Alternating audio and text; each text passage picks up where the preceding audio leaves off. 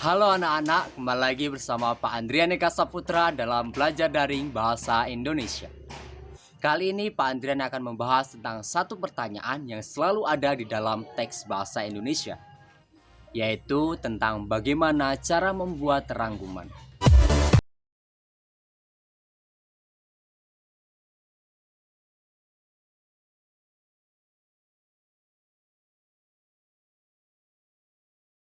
Nah, pertanyaan-pertanyaan ini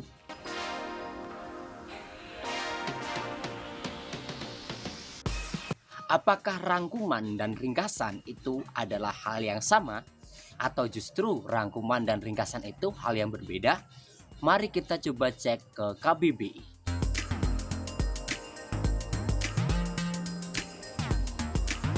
Nah, sekarang coba kalian perhatikan ini. Ini adalah buah kelapa. Sekarang coba kita bayangkan atau kita andaikan bahwa buah kelapa ini adalah sebuah teks atau paragraf di dalam soal bahasa Indonesia. Kemudian buah kelapa ini akan kita ambil sarinya menjadi seperti ini. Sari buah kelapa atau santan kita anggap sebagai sebuah ringkasan atau rangkuman.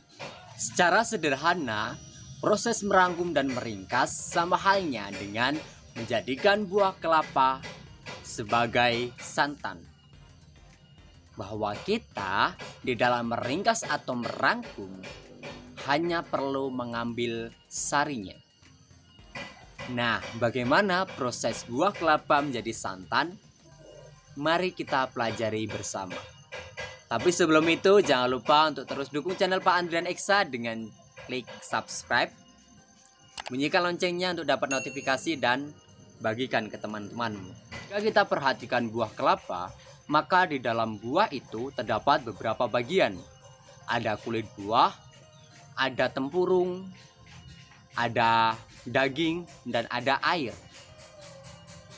Nah, kita anggap bahwa keempat bagian ini sebagai sebuah bagian-bagian di dalam paragraf. Bagian yang kita butuhkan untuk membuat santan adalah daging kelapa.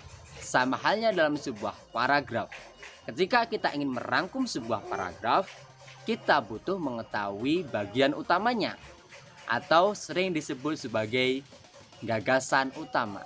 Ketika kita sudah mengetahui bagian mana yang akan kita ambil, maka langkah selanjutnya kita tinggal mengumpulkan bagian-bagian itu dari setiap paragrafnya. Misalnya kita akan membuat rangkuman dari teks ini. Nah, ketika kita memperhatikan teks di samping, maka kita harus mengetahui bagian-bagian mana yang akan kita ambil dari setiap paragrafnya. Kemudian setelah kita dapat, kita tinggal menuliskannya dalam sebuah lembar yang lain atau lembar kerja baru bagian-bagian tersebut. Rangkuman yang baik adalah rangkuman yang mengandung setiap gagasan utama dari setiap paragraf. Setiap orang punya cara tersendiri atau punya cara masing-masing dalam mengolah sebuah daging kelapa menjadi santan. Oleh karena itu, kalian tidak perlu membuat rangkuman yang sama persis dengan teman-teman kalian. Kalian hanya perlu mengubah sebuah teks menjadi sebuah rangkuman teks dengan menggunakan bahasa kalian sendiri. Kalian harus mulai percaya diri dengan apa yang kalian dapatkan. Nah, itulah cara paling sederhana dalam membuat rangkuman sebuah teks. Pertama, membaca dengan teliti dan menemukan bagian mana yang kita anggap sebagai gagasan utama. Kemudian, yang kedua, kita perlu menuliskan bagian-bagian penting itu ke dalam lembar kerja baru. Yang ketiga, kita mengubah gagasan-gagasan utama tadi ke dalam sebuah paragraf baru dengan menggunakan bahasa kita sendiri. Nah, sekarang bagaimana? Apakah merangkum dan meringkas itu mudah? Coba kalian praktikkan di rumah masing-masing dengan buku yang ada di rumah kalian masing-masing. Selamat mencoba. Sampai jumpa di video berikutnya. Oh ya, jangan lupa tetap dukung channel Pak Andrian Eksa dengan cara subscribe, like, dan bagikan ke teman-teman. Bye-bye.